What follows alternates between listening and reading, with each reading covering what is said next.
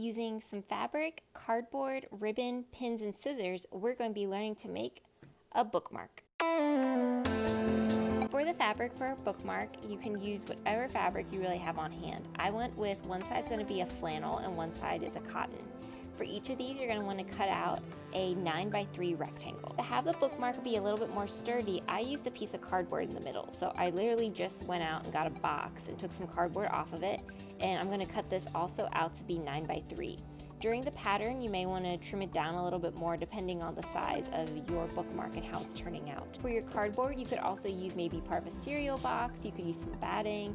If you don't have any of those, you don't need to use it. This is an optional step that just gives your bookmark a little bit more stability. To add a little decoration to the bookmark, I'm going to be giving it little ribbon tails. So I'm going to be getting 2 pieces of purple and 1 piece of cream, and I'm going to cut them out into 6 inches. With that said, let's get started. Once you have your fabric cut out for your bookmark, we're going to be placing the right sides of our fabric together. So I'm going to flip this one over and place it on top of my other piece. Now I'm going to pin up both of the long sides and one of the short sides so that I can sew it. So now I'm going to sew the 3 sides that I just pinned up. Now it's time to trim up the extra thread and to trim my edges.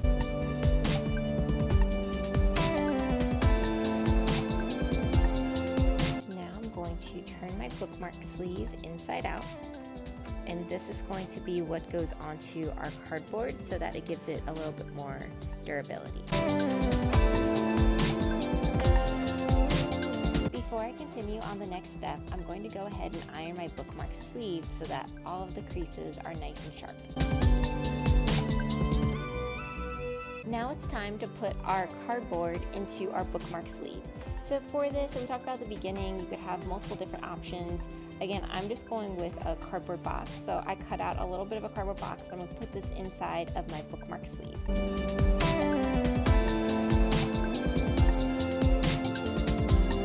My next step is I'm going to get rid of this raw edge at the top of my bookmark.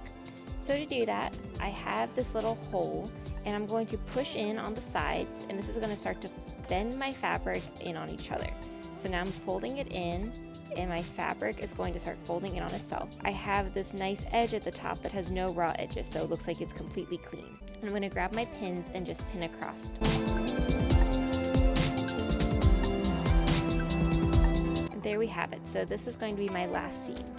Before I sew this up though, what I'm going to do is I'm going to take my ribbons and I'm going to bunch them together, and then I'm going to insert them into my bookmark so that when I do this final seam, it's kind of like a 2-in-1 step, and I'm actually securing the ribbon as well as closing off the seam. So to do this, I'm going to take out this middle pin that I put in and then insert my ribbon into my bookmark, and then I'm going to pin this all together.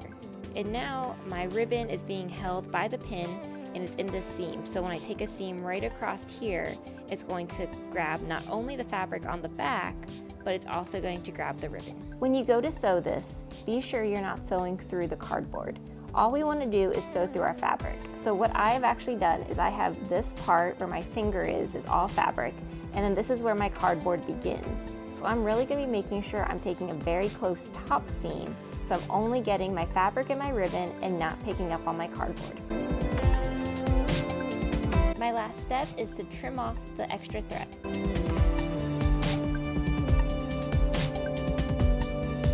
And now my bookmark is all complete. So I have this nice soft flannel pattern on one side, the cotton pattern on the other side, I have some ribbons, and the cardboard inside of this bookmark really makes it sturdy, and I feel like it's not going to bend as easy. We hope you enjoyed this video and you got something out of it. If you did, please subscribe to our channel. All of our patterns are always free.